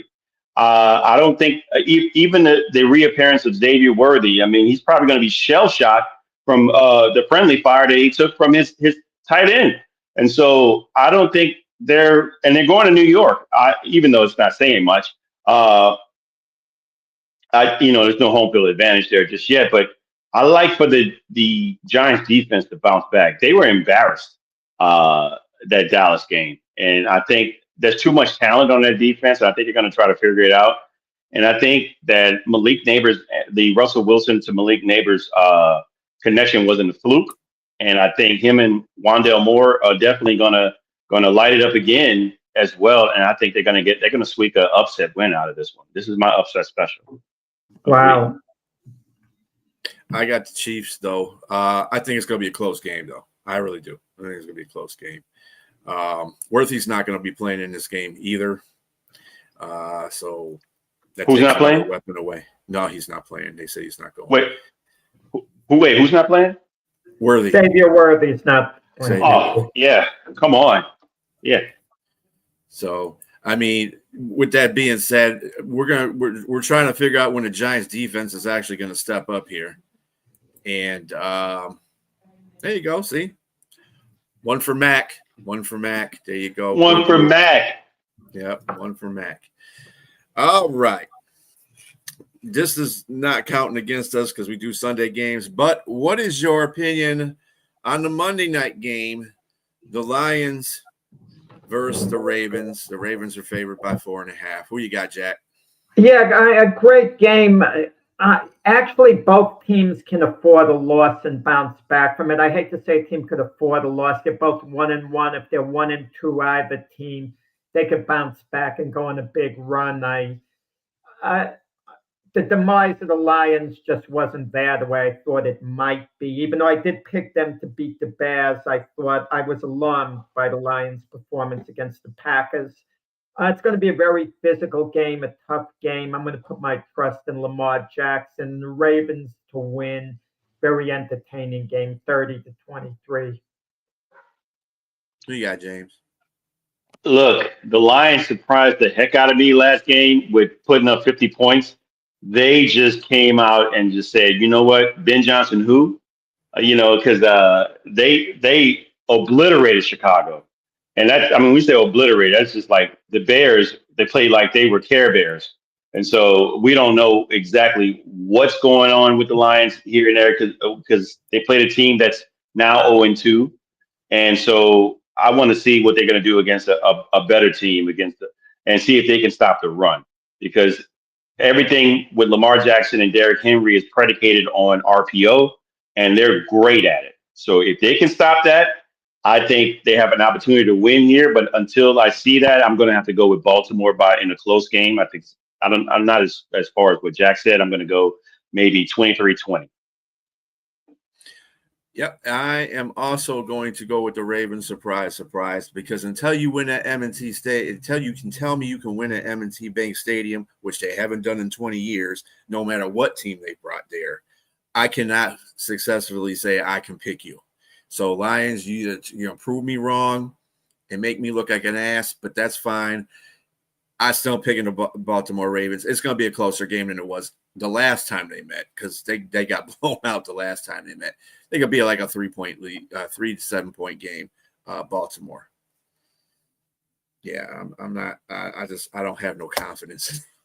I have as much confidence at them winning in Ravens as I have the Tigers winning right now. So, wow. Although I think the Lions week went out, but. Okay, we covered the football. We only have a couple of minutes. In Detroit, is there a lot of panic over the Detroit Tigers? What's the mood in Detroit as the Tigers in a free fall? I think Tiger fans in general are like, what's going on with this team? Why can't they pull out and why can't they win these games they were winning at the beginning of the season? They're not playing small ball anymore. They're doing what the Yankees usually do, is trying to hit home runs to win games, and they're not doing that as well either. The pitching is totally, besides Skubal, the pitcher's totally being crap. Even Mize is okay. Morton's letting up runs in the beginning, and a relief pitching. Let's not even go there with the relief pitching. They're horrible. They're just horrible. I mean, I know there's a lot of teams that are playoff teams that have horrible bullpens, but they're horrible. The game they should have won of the last 5, actually. The last 5 was with Skubal pitching. And they took Skubal out in the 7th because it was the 7th inning and they had to take him out. Dude was pitching a gem. Yeah, like a 2-hitter. He didn't even allow him to score. And they took him out, and they put Melton in there. So what does Melton do? Proceeds to give up 2 runs. And that's the game. Melton had a meltdown. Leave the pitcher in there. Skubal is one of the best pitchers in the league. Play him until the wheels fall off, okay? Because you need this win. And I don't know. I'm not understanding what Hinch is doing there. That 7 inning or the 6 innings and 100 pitch thing, that's fine for the lower pitchers, but for the upper echelon pitchers, What you got, Jack? No, just very quickly, they were one strike away from winning yesterday, so that was the worst loss yesterday, not the one with Scuba. I just want to correct you. On a one strike away, and they blew the game. Well, that was the guy that just came back that we got off. He's usually our pretty good closer, and he just didn't do his job. But Yeah. like I said, those are kind of games that the Tigers been having. So hopefully they can turn around. Maybe they can get one from Atlanta today and salvage. They can't. Well, I don't know what to say. Anyway, everybody have a great rest of your Sunday. Enjoy football. Watch Keith and Jack tomorrow morning at 8 o'clock. Also, Jack tomorrow at 7 p.m. With the Gloved Fist. Everybody else, have a very good day.